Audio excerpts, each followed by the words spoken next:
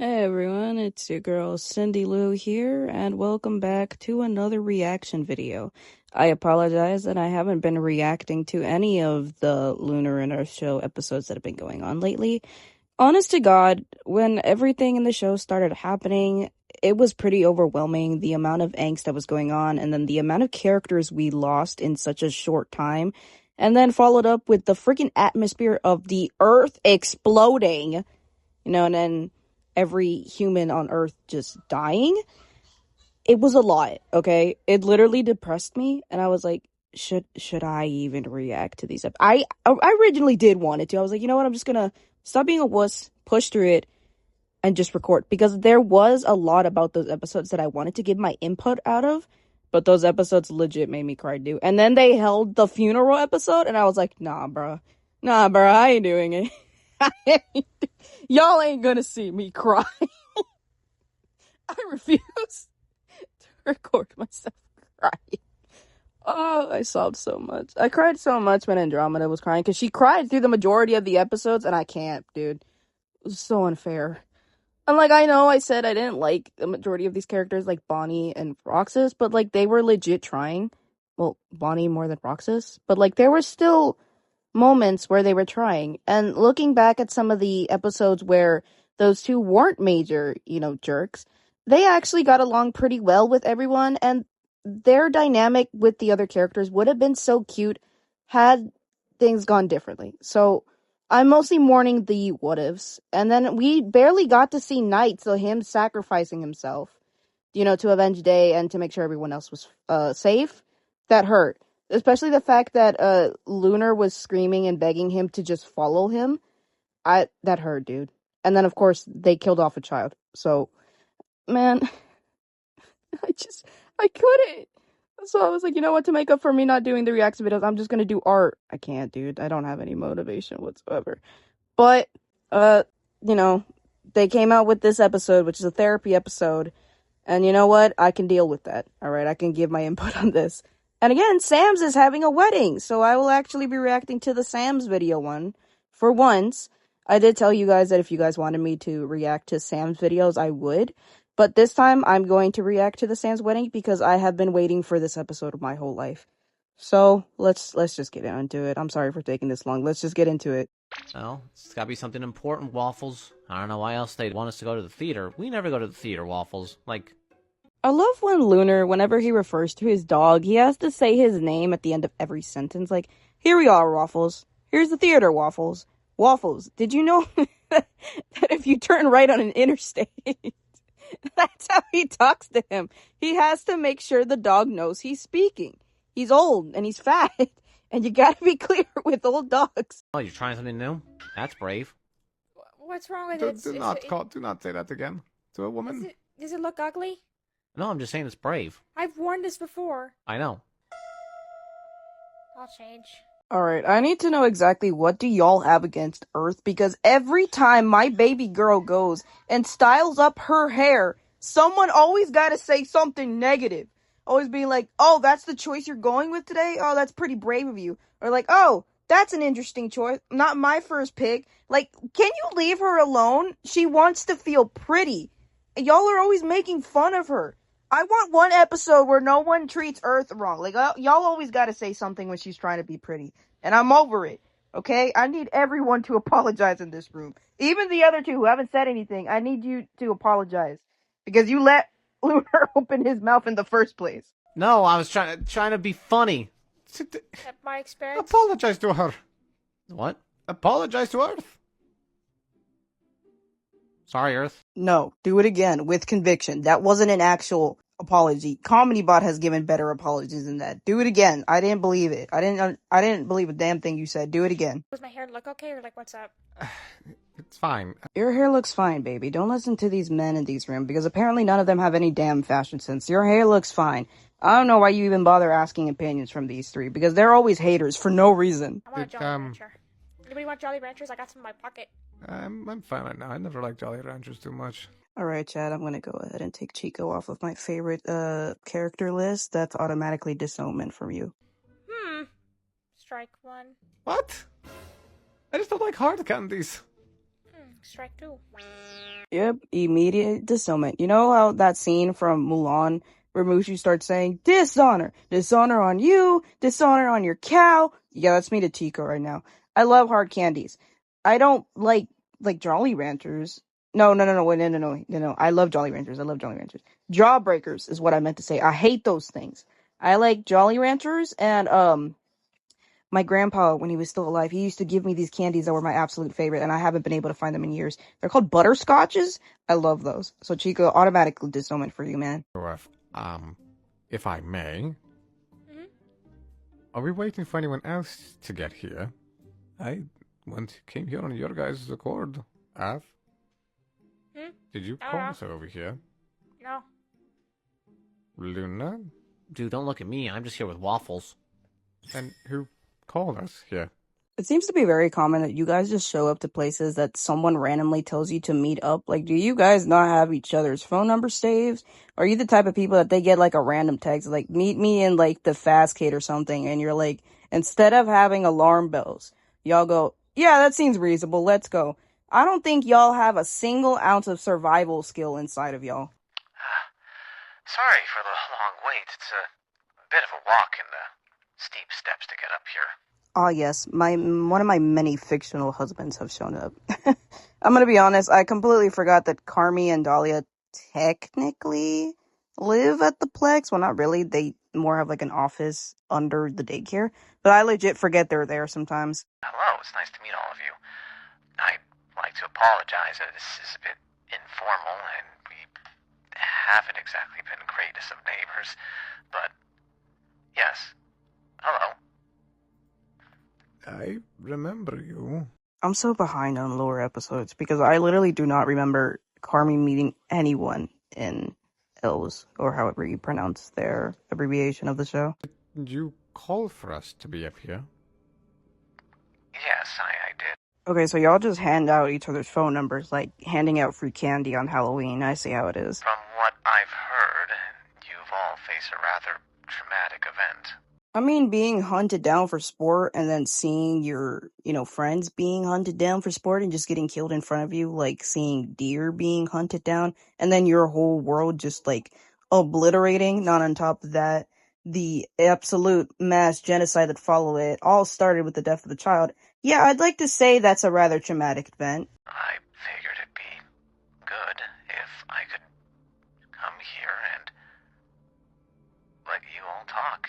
Isn't therapy supposed to be like a private individual thing, one-on-one with the therapist? I know like group therapy, exists for people that share the same trauma, like the, what's it called? AP meetings or whatever for people that are like, substance abusers and stuff like that, or trauma survivors. They go to group therapies. But I'm going to be honest, if I ever had group therapy, I wouldn't be able to do it. I can't share my personal experience in a group therapy, which is ironic because I have friends who we talk about our traumas, but I guess it's different because you know that person, right? As in taking group therapy with people you don't know, it's like awkward as hell, dude. So, I don't know. Should we be doing this as a group therapy? I feel like this should be individual. In my experience, holding on in all these emotional feelings, it's not good. It's spiteful and angry and resentful. And maybe you deserve the right to be like that. Carmi, sweetheart, is there something you would like to share with the class? Are there any thoughts that you would like to share with the class? We're here for you, man. How are we all feeling right now? Dude, I got Waffles. I'm feeling great. Look, I know for 100% that Lunar is deflecting right now, his trauma and all that, but I would be pretty damn happy too if I had a fat old dog at my side 24/7. I feel like that would heal all my initial turmoils. Oh, Earth, I don't think I've seen you with this hairstyle before. It's rather lovely. Oh, thank you. I'm trying it. I haven't done it in a bit, so thank you. I think it looks nice. That is certainly the way to go about that. And what do you mean by that? Lunar just said it was brave. Oh. Well, that is brave of Lunar to say. I mean, find the lie. Like, my dude's speaking facts. When a woman is trying a hairstyle out, okay, and she's asking you, does it look okay? Does it look okay? Does it look stupid? Do I need to change it? You tell her she looks good. Not unless it's generally, like, the most horrific thing you ever do. Then you go up to her and be like, hey, honey, just want to let you know, you're absolutely beautiful. But I don't think this compliments you. It's absolutely horrific. Let's find something to bring out your shine. That's what you do. You don't go and do stupid things like Lunar. They'll be like, oh, that's very brave. Because this guy is the size of a football and he can be thrown across 50 meters just as much. I don't even know how he has the confidence to say such out-of-pocket things to a woman that could absolutely just smash him to pieces. You know what I mean? What are we talking about right now? Well, I just wanted to ask if there's anything that maybe you wanted to talk about over there. Was there someone you missed? Sure, I'd like to share with the class of what I miss. I actually moved from Florida to Texas, and here's something I miss. I miss Pollo Tropical. We don't got that. We got Pollo Campero over here, but it's not the same, man. The rice and the beans at Pollo Campero sucks, bro. I want Pollo Tropical. Why can't we have that here? That's what I miss. There's Sea Dog. Yeah. He's our creator, mine and Earth's.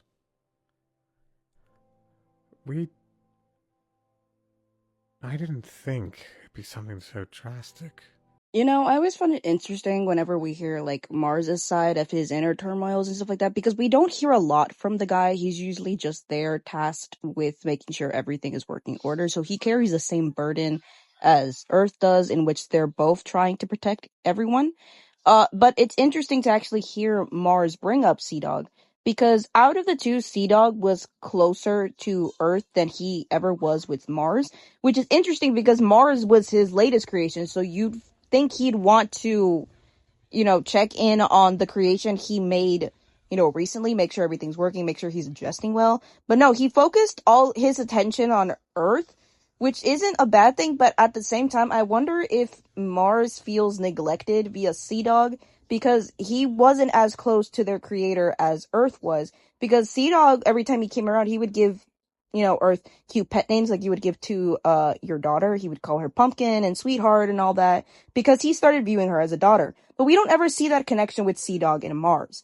So, you know what I mean? That's just something I've noticed in the show the last few times Sea Dog ever, came into the picture. And I haven't seen anyone talk about it, so I just wanted to bring it up. What about Sea Dog do you miss? Well, he created us. He always would help me. If I needed something, he would try and make it happen. We were close.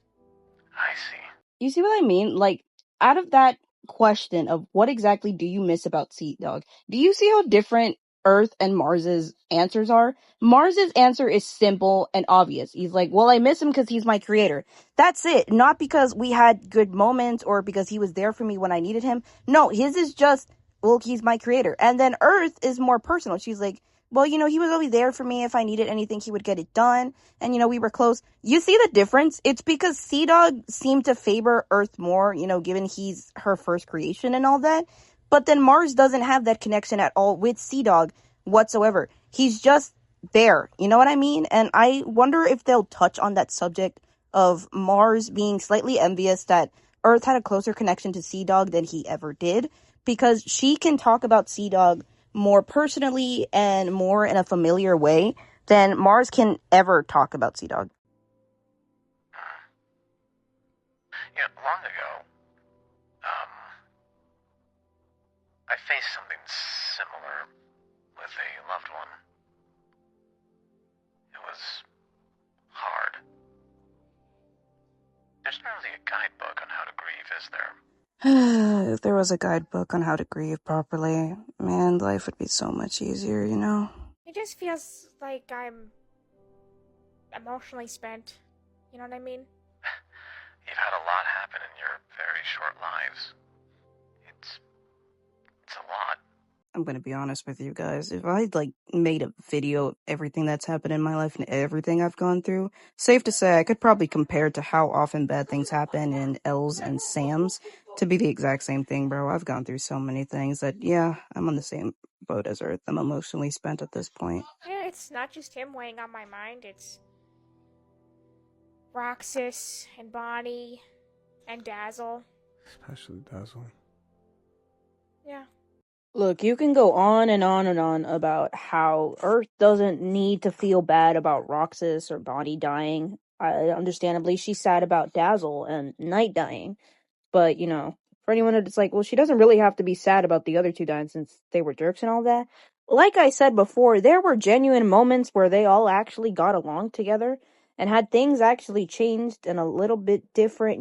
They could have been a really nice, group. They would have had a nice dynamic. And looking back at the other episodes where they genuinely had fun together and they could laugh and all that before everything started happening and those two started getting worse, I don't blame her for feeling bad, because even when we have friends that we start distancing ourselves from because they start being bad people, there's just times where you're just gonna miss the moments you spent with them, because unfortunately, out of the bad moments, there were some good memories too. And you just can't make those go away. You know what I mean? All the kids we used to watch, their families. It doesn't feel very fair. Does not. I don't know why. Yeah, I don't know why this all happened to us and why we got to get away while everybody else got to die. That's something else that, this world, or really no one, can prepare you for, is death is it's a very scary topic towards human. There are people that for them death is like the end. They're like, oh, if I die, I don't have to suffer anymore. And of course, if you are a believer like me, you believe in heaven and hell, and either you spend your eternity in heaven with God, or you spend it in hell with Satan for the rest of your life, and that's eternal torture. And that's like a whole nother fear and stuff like that. I have a fear of death. I'm gonna be honest. Death scares me because I don't know where I'll go. I can be a believer, but I don't know where I'd go, And that's another thing in this world, is that you can't really prepare yourself for death. You can, try all you want and be like, I can go in peace. Some actually manage to do it if they can maintain their faith. But for other people, it's hard. And that especially becomes harder when people you love and you care about start dying, because you spend all your lifetime thinking that you have so many years, you have forever to be together. You grow up thinking, oh, by the time all this bad stuff starts happening, I'll be long gone, so I don't have to go through it. But then when reality hits you and you start actively, losing people in your life, it's just something you can't prepare yourself for. And like Carmi said, there isn't really a book that tells you how to properly grieve. Not unless you count the Bible. I'm just making a joke here. I'm sorry. But realistically speaking, it's just something that you can't prepare for. And when it does come, I don't know how to explain it. It's hard to come to terms with it. When my grandfather died, it was sudden. Like we knew. We got to see him one last time, and he was genuinely getting worse. That's why we got to see him one last time, just in case. But then like a month later, he was getting better, and we started, making plans to see him every 3 months or as often as we could.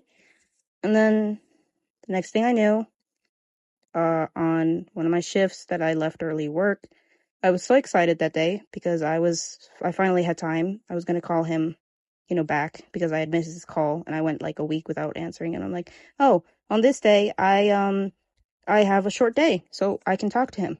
And that was the day I found out he had passed away.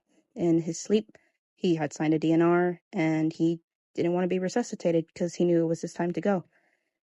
And what made it worse is that my mom had actually made plans to fly out to our hometown to see him one last time. And it's stuff like that where, you just, it's not something you can ever prepare for. Even when the person, you see that they're struggling to stay alive, and their time is coming soon, you still hope and pray that they're going to be here a little bit longer with you, that you're going to have time, but you don't. And the next thing you know, they're gone. And that is unfortunately how death works in this world, where some days some days you prepare yourself, And other days it just happens. And you can't really do anything about it. And like Earth said, it feels unfair because you're here, still alive, living, moving on, and it feels wrong. And it makes you question, why me? Why them? And it makes you feel guilty. That survivor's guilt hits you really hard. And it definitely hit me hard because I just never expected it to happen. And it made it worse for me when, like, 2 months after he had passed, my aunt also passed. So it was like one death on top of the other. And since then, I think life just hasn't been the same for me. But I don't know. This is definitely a conversation they should have had a long time ago. Uh, Given how they lost so many people as well, so sudden, they literally lost everything.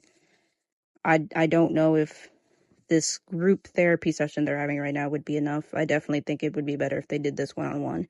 Because I don't think everyone in this room is being 100% honest with their feelings. And I feel like there's a lot they're bottling up for the sake of not wanting the others to know their true intentions. I mean, it was just the atmosphere that exploded, so maybe there are people still back there. Not people, but robots, animatronics that still survived. We don't know.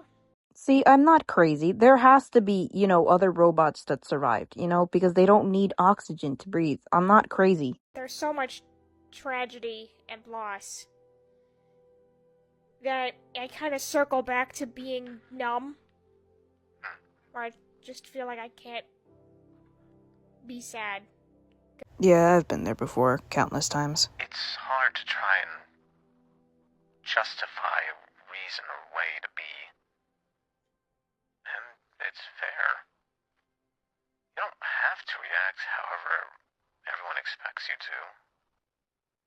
I'm certain everyone here is different in how they react to certain things and whatnot. And no one should expect anything from you on how to be like that. But as long as you're healthy about your expression, then I think it's fine. And I think right now is a very good way you guys are all going about it. Just real quick, I need you to fact check, like, Lunar and Chico, because Chico has anger issues, and then Lunar's just avoiding. I know if Earth's faced more peril than us. Ayo, hold the phone. Sad, commentary aside, Mars has expressions? I just don't want to be sad. Same. I don't want to be sad anymore. Sometimes it's best to just flow with it for a moment. As long as it doesn't weigh you down, there's no reason you can't cry every now and again. Honey, I've been crying. I'm tired of it, dude. I need this sadness to unleash itself on me. It's on hold. Lunar, you haven't really said a thing since we started. What is there to say, my guy? I mean, I think these guys spoke everything pretty plainly. No, don't do that. Don't deflect, Lunar, because we know you're going through so much. There's his mom dying, and then him finding the body of Dazzle, and then being threatened and having to keep the secret for as long as he wants. And then there was everything he dealt with day and night, being kidnapped and all that. And Lunar has gone through as much as Earth has. I really hope we don't, ignore him. I got my dog. Pretty great. Lunar, baby, the fat dog can only do so much, okay? He's old. Grandpa ain't got time for this. You go. What? Well, much like Lunar, you really haven't said much. I just want to know, like, why? Why they did it? I'm not as sad as I thought I'd be. I'm angry. Angry? Furious. It's not fair, any of it happened.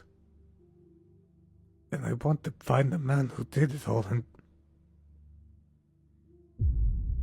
Let it out. I just want to kill him.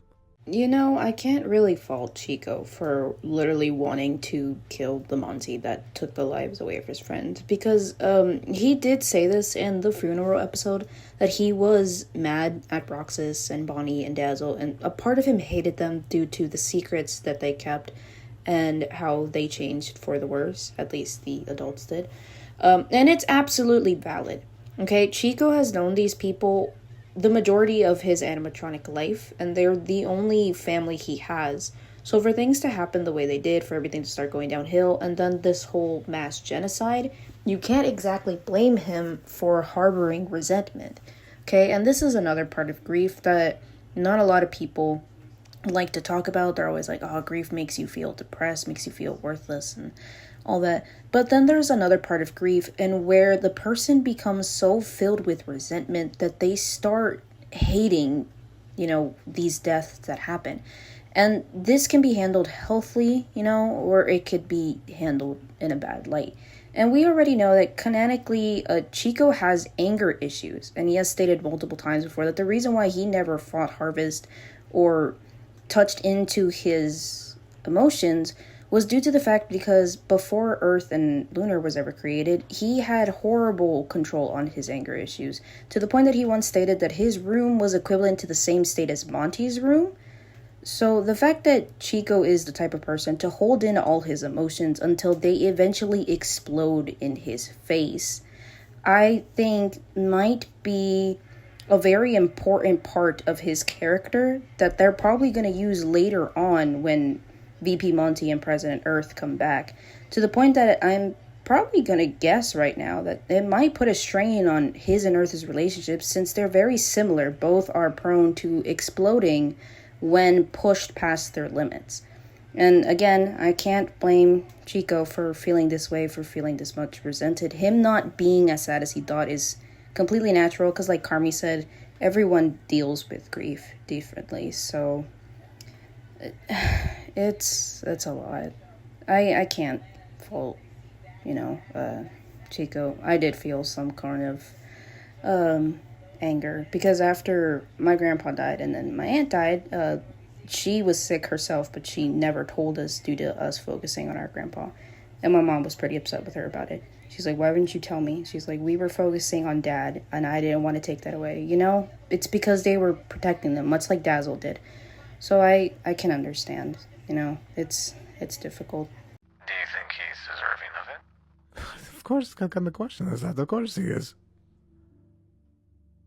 Of course, the Monty, that thing deserves death. I hope he died. I was hoping he died too, but the son of a gun lived, because apparently he has character plot, I was kind of happy, though, that he was in the range of the blast, so he did come back, extremely damaged, to the point that about 70 to 80% of his systems were failing. That was satisfying, but it would have been better if he just died. Well, my friends are all gone. It's just me and Andromeda that's left from before. I don't think you understand just how, out of everyone, I think Chico and Andromeda have suffered the most, because first Andromeda lost both her lovers, and then both her and Chico ended up losing everyone from the original group. First it was Freddy, and then Monty, and then, Dazzle, and then Roxas, and then Bonnie. Now it's just them two, because Knight also sacrificed himself.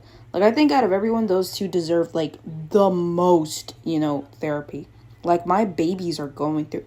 I noticed this a lot. Every time I have a favorite character, they end up getting dogged on. My favorite characters in this whole show are Chico, Andromeda, Mars, Earth, and Lunar. All of them have been going through it. God, man. Davis and Azzy over here just making sure these two suffer specifically for some reason. I would like to talk to all of you, one-on-one, if possible, at some point down the line. Like I said before, baby boy, we should have done that from the start, man.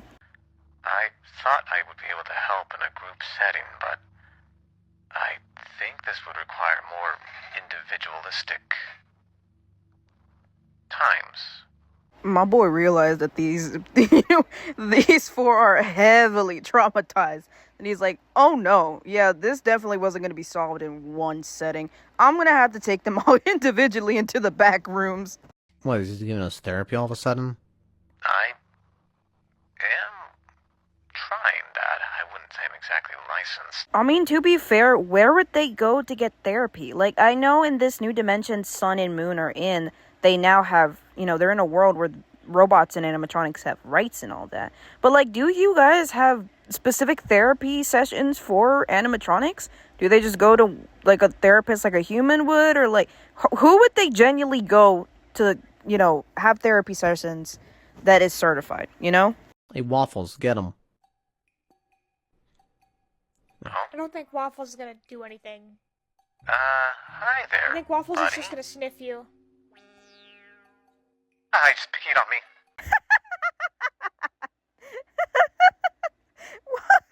What was the purpose of that? My dude was just trying to help y'all out. And Lunar really said, sick 'em, Waffles. And the dog went and peed on him. What did my boy do to deserve this? Waffles, no, bad boy. Bad boy, I didn't think he'd actually do that. What do you think he was gonna do? I don't know, like bite his foot or bell thing. That's not any better. Why would you disrespect Carmi like that? He ain't do nothing wrong. I guess maybe talking about our feelings would be a good idea. Not much to talk about. You don't have anything to talk about? Yep. Mira aquí, pequeño pasta de dientes. Vas a ir a ese cuarto y vas a hablar de tus sentimientos porque tú has perdido mucho, ¿me entendiste? Porque si no, voy a llegar ahí y te voy a dar un chancletazo. I don't really know if I want to talk about it at all either. I don't. No. Well, that's just great. Now we get 3 people that don't know if they want to talk about it. That's great. And I mean, they don't really have to, they can't really be forced to. But I just think that holding it in at this point was just going to do more harm than good. Apparently Waffles needs to go pee. You should go take him out to go pee then. Well, here's the thing, Earth. I have a pad in my room because sometimes it takes a while to go. You need to go take him outside. What do you mean? He's a gentleman. He wants to pee outside. Well, he peed on Carmi over there. Because you told him to do that. Well, because Carmi looked like the post sign or something. Your excuse for making your 7-year-old fat dog to pee on Carmi was because he looked like the poster sign or something? That don't make no sense! I don't think I need much of the talking stuff. Probably fine. You know, Waffles? You want waffles? Yeah, you do, buddy. That's probably how you're so fat, actually. If that dog ends up dying because of, like, diabetes or something like that, we're gonna blame Lunar because he gave him a bunch of waffles. He is going to actually take the suggestion from Kami about talking to him. I don't know. I'm probably going to take it. Good, do it. I mean, considering the fact that Mars has, like, admittedly told Earth that he has a fear of dying and he wakes up every day scared of his life if he's gonna die today or not, much like me, yeah, I feel like you do need to go talk to Carmine one-on-one. But what about you, Earth? I don't know. I'll have to think about it. Maybe Andromeda could use it too. Okay, I need y'all to hear me out. Hear me out, okay? Okay? Look, I know for a fact that Mars and Folly might end up being, canon, because I know it's already established he has an interest in her. We don't know exactly how she sees him, romance-wise, other than the fact that she sees him as a guy that she likes his company and the money he gives her, because she's a gold digger. But I just think it's weird, how often Mars always brings up Andromeda and how much he talks about her. I know he has stated that he sees her as a little sister, so he probably loves her as much as he loves Earth, considering how sweet he is with her. But please, I need you to hear me out on this, bro. I feel like lately we've seen that Mars is kind of getting a little bit tired of how impulsive Folly is and, he's begging him for money. And that last episode where Earth literally asked him, why do you let her take your money? And he literally stared at her and be like, that's a good question. It sounded like he was contemplating a lot of things, and they also really haven't gone on that official date. Like, maybe he's realizing some things, okay? This is just me, but I just think it's strange how every time he is always the first one to bring up Andromeda. Ain't nobody else bring up Andromeda except Chico. It's either Chico or Mars bringing up Andromeda. And y'all may say I'm crazy, and yes, I am crazy. I'm holding on to this ship really hard, dude. I just really love how considerate he is. He's so sweet with her, bro. Dude, have you seen the way he is with her in past episodes? He's so sweet with her. I'm telling you, chat. I'm telling you. It's a hint. It's a sign, okay? It's a sign that maybe he's starting to realize, okay? Okay, you feel me? You feel me? You see where I'm going with this, right? Yeah? Yeah, we are. All right, let's just get back to it. I don't think Harvest or Folly will care too much for his services. I feel like if you offered therapy to Folly and Harvest, they might just punch you in the face. Actually, no. They might laugh at your face and then punch your face in. How are you so numb to everything? Me? I guess you said something about you just can't really feel it much anymore. I've been so stressed. I've been so emotionally invested in everything that when something big finally happened, it's kind of like I was expecting it.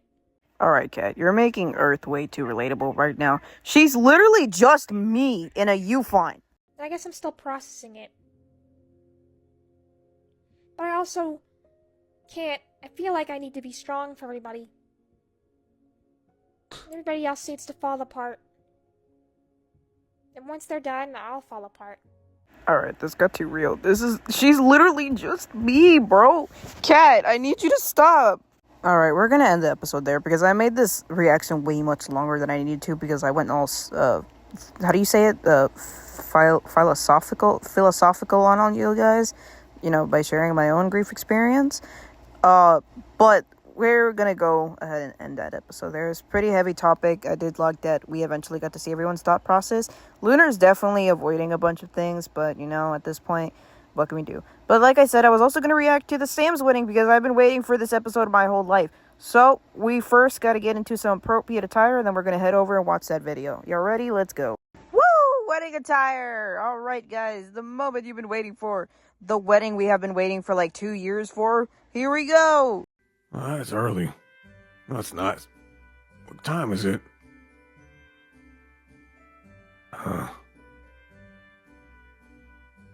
Oh my gosh, I'm late! That one time I was like 45 minutes late to work because I overslept and I missed my alarm. I got it. Moon! Moon! Oh my gosh, they're not there, are they? Hey, I might be stupid and like I don't know how weddings work. I've only been in like one wedding when I was like little, when I was a flower girl. But like if you have a best man, aren't the groom and the best man supposed to leave at like the same time so they can get ready? Like the bride and her bridesman's maid leave together to get ready?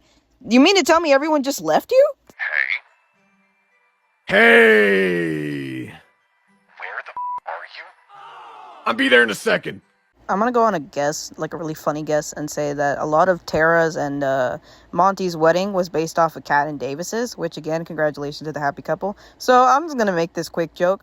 Boss man, were you late to your own wedding? Alright, Listen to me! Listen to me! I set an alarm! I set an alarm! I set a goddamn alarm! I had everything ready! Here, I'll stall. Go! I'm gonna be 100% honest with you, chat. This would be my biggest fear in getting married, being late to my own wedding. You know, if I were ever to get married in the future, I wouldn't even be able to sleep. I would probably like stage a stakeout at the venue so I could wake up on time. I would be nervous. I probably wouldn't even go to sleep. I'd be really nervous. Hey! Dude. My soon-to-be brother-in-law in Christ, where were you? My brothers in Christ. Here's a better question. What on God's earth are you guys wearing? Apple socks. Okay, I take it back. Solar, Cosmos, and Moon look ridiculous, but Jack looks beautiful. Look at my baby boy. Isn't he dashing? Oh, he looks adorable. What are you doing here? I didn't honestly know where to be, so I figured I should be with the guys, right? He's wearing a little bow tie. Oh my god.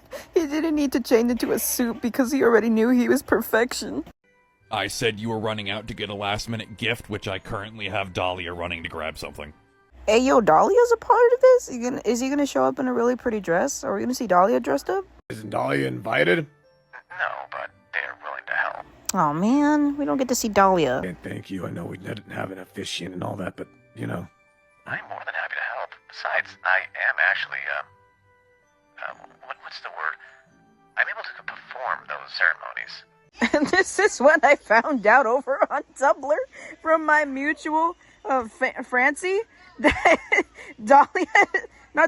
Carmi is certified to be an officiant for weddings and forklift certified, but he ain't certified to give out therapy. Okay. Oh, nerves got into you? You have no idea. Again, if I ever got married in the future, I wouldn't be able to sleep, bro. I'm just gonna sleep at the venue. I will say this is a bit much for a venue, don't you think? Do you think Taro was going to allow for anything less than this? I mean, we have waterfalls in each corner here. I mean, if you compared this to, like, Davis's and Kat's actual wedding, like, dude, it was beautiful. It's the most beautiful thing I've ever seen, but I know for a fact it was expensive. Like, I saw the wedding photos that Kat shared over on her, I think, Twitter and her other socials. And, oh my God, it was gorgeous. And then when she went on stream with Davis, especially on her stream where she went into more detail about what they had at the wedding. Bro, they had the wedding of the year, dude. She had commissioned someone to make them, you know, a wedding portrait, a live painting during the ceremony, which I absolutely love those things so much. And according to Ken and Megan, the painter let the guest add stuff into, you know, the painting. That would automatically be my most prized possession, dude. And then they had, like, an announcer announce their wedding like they do at Disney parks. And then they had Beauty and the Beast, you know, music play. They had the wedding of the century, bro. I don't know how wealthy Kat and Davis are. That's also none of my business. But damn, I really hope to be in the same financial spot you guys are. Have you seen Millie yet? I haven't yet, no. Sorry. No, you haven't seen another gator yet. Yep, figures. All right. Sorry, I'm late. Oh, she's so pretty. Hey. Oh, Hi. Hey! Hello, Monty. I didn't actually think you'd show up, to be honest, considering all the holes you have to jump through to get here. Oh, that's alright. I've been flat out like a lizard drinking. I'm sorry, I have to make the joke. Is she Australian? She sounds Australian to me. Look, very similar to each other. We're siblings? Solar sweetheart, I know you're not, like, into the whole labels of family and stuff like that, but usually when people are related, half of the time they look identical, you know? It's called genes, my brother. I was unaware you had a sister. Nah, same, bro. I literally forgot that Monty has siblings. Tara? It looks Hi. great. Here comes the bride. Basil, come here. Yeah. She's wearing a dress. You look so pretty. She look like a Barbie princess right now. Yeah, she looks like a Barbie princess. Good. I'm Very going for more good. bridal than Barbie princess, but I get the vibe. No, baby, don't worry. You are the bride Barbie princess. That's what you are. You are today the bride Barbie princess exclusive limited edition doll. That's what you are. There is no other bride Barbie princess doll in the other world. That is you. You set me up Okay. to fail, Dad. What? I gave the wrong compliment. No, she looks good. The point is, you look good, okay, Tara? I can say safely that green is, or aqua is definitely not Sun's color. Oh, I know for a fact there's gonna be fans that are upset that he's not wearing a dress. Sad it's almost over. You've been hating the fact it's taking this long. Yeah. But I don't want it to end, you know, I just want this day to go on forever. Yeah, I guess. But, Only one day. Kat shared a similar sentiment on her stream, in which that she was excited that all the stress planning was over, but she was sad that the day itself, you know, was ending so soon, because weddings are really only one day. I know in other cultures, weddings usually, the celebration lasts for like a couple of days to a couple of weeks, but I can understand, like, you want all the stressful planning to be over, but the day itself, you just want it to last forever because it's a day of, you know, union in front of God and two souls binding together until death do them part. So it's a wonderful ceremony and a wonderful time where everyone you love comes together to see you marrying someone who is going to be with you for the rest of your life. It's Something funny. wrong? Well, What? I was just thinking of, like, for wedding stuff, like, you buy your dress, right? And then then you don't ever actually have the dress in your possession. It's like you have a custody agreement where you have visitation rights to the dress. And now, today I have full rights to the dress, and I'm probably never gonna wear it again after this. I never thought of it that way. Of when you buy your wedding dress, you don't have it in your possession until the day you go to get married. Her describing it like custody arrangement. I've never seen it that way. That is so funny. God, I love this woman so much. Maybe I will. I don't know. Probably anniversary. I don't know. Yeah, but where would I wear it on an anniversary? If I wear a ball gown or a dress anywhere, everyone's like, wow, you're overdressing it. And I'm like, usually I don't care, but like, you know. No, sweetheart. You're gonna go out into the world, wear your beautiful wearing wedding ball gown, and you're gonna let everyone know the spectacular, beautiful person that you are. Do you understand me? And everyone's gonna look at you and be like, oh my god, it's a fairy princess. The queen has arrived. Look at her in all her radiance. And this goes to Kat as well. Kat, if you're having, self-consciousness of ever wearing your wedding gown somewhere, do it, sweetheart. You're gonna look beautiful. Davis has made it clear that he's very happy that he married him, and you're very happy that you married him. Do it, sweetheart. Grace the world again with your ball gown. I would be very thrilled if I saw a bride out in the open and she's in her dress. I would gush about it so much. I love talking to women about pretty dresses. I love pretty dresses so much. They're so pretty. What is it?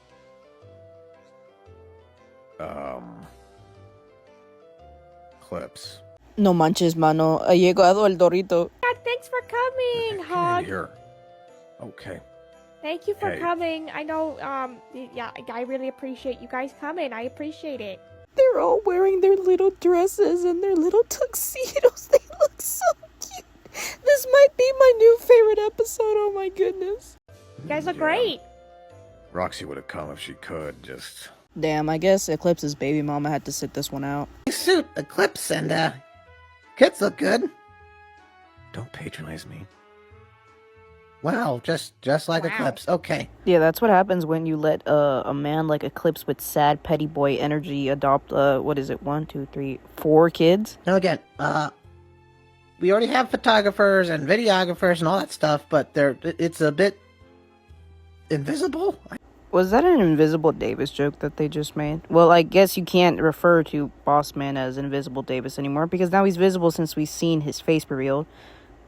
Agent Stone looking. Hello there. That must be the beautiful bride. Well, hi. Nice to see you. Thank you for coming. I'm so happy to, I think we've met before, but I'm not totally sure. I feel like we've at least talked on the phone. My mom always teases me that me and my childhood best friend Manolo are gonna get married when we're ready for that stage, and I honestly could see a future with him and all that.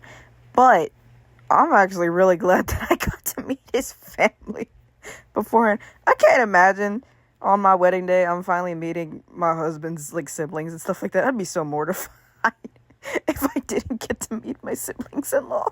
I'm so pleased. Who is voicing Millie, actually? Is that Lilith? I can't tell. I'm Dazzle. Yes, Very nice to meet you, Dazzle. Nice to meet you too. I like your dress. It's very pretty.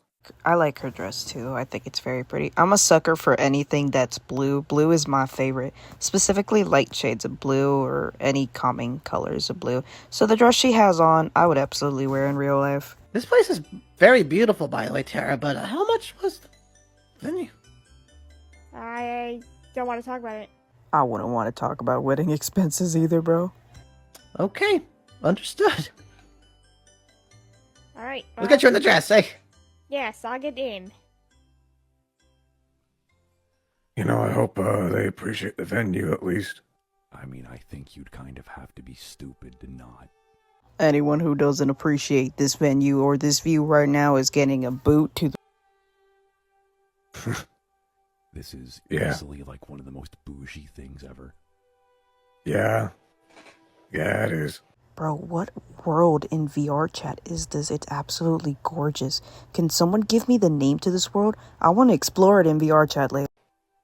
Also, in case Tara asks, the gift that I had Dahlia grab was a lot of exotic Himalayan cheese.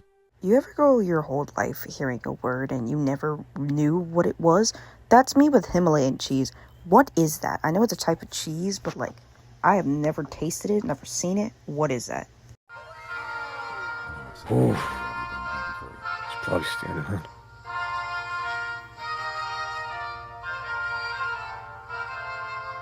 Oh, God.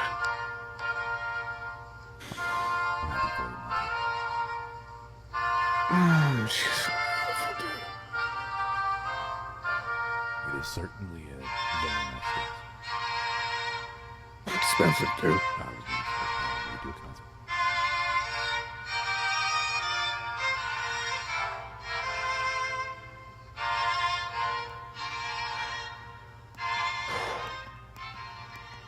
Hi. Hey. Your Honor, they're so freaking cute. I love them so much.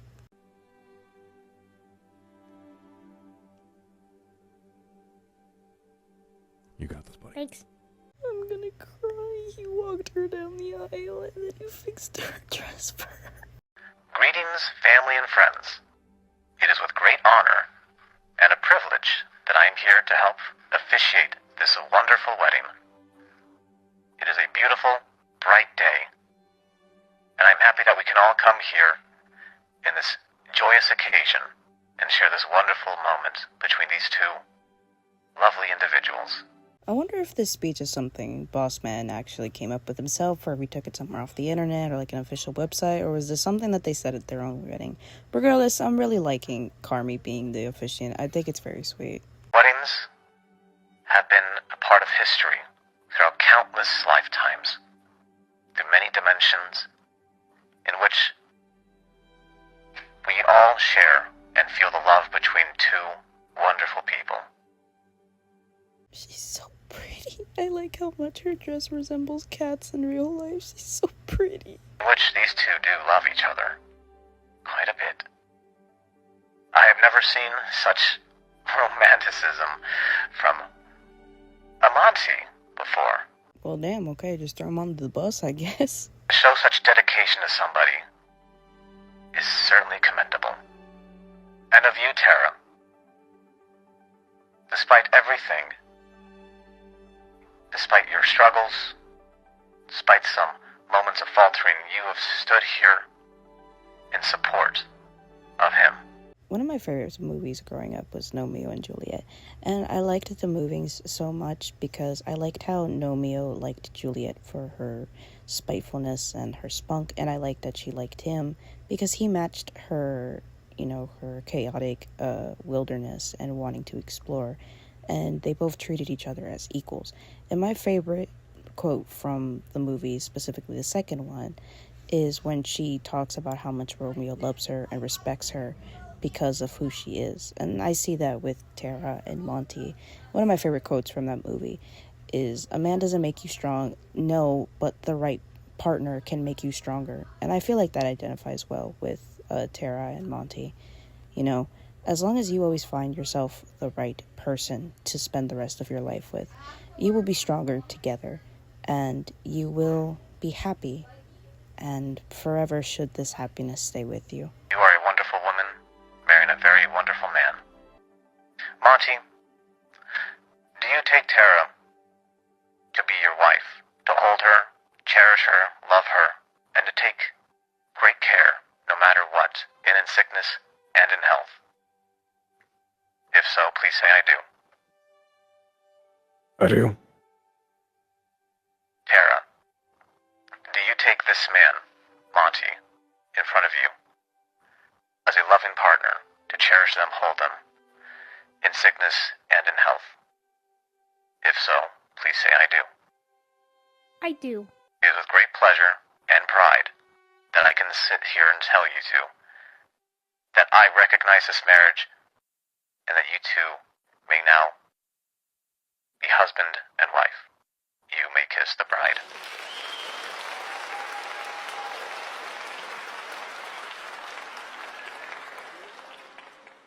Oh, thank God, I thought something bad was gonna happen. I'm so glad no one crashed the wedding. Oh, this episode was so pretty. I loved everything about it. I'm really happy that after so long and all the turmoil that they went through, Tara and Monty finally got their happy hour. So, a happy congratulations to the couple. And again, happy congratulations to Kat and Davis. I know it's been a few days since they've gotten married and stuff like that. But again, I hope you two nothing but happiness. And should you guys forever get through everything without a worry, and may your love forever sustain. And this has been my reaction to the 2 episodes of the Therapy with Lunar and Earth show and the SAMS wedding. Thank you guys so much for tuning in, and I'll see you guys next time. Bye.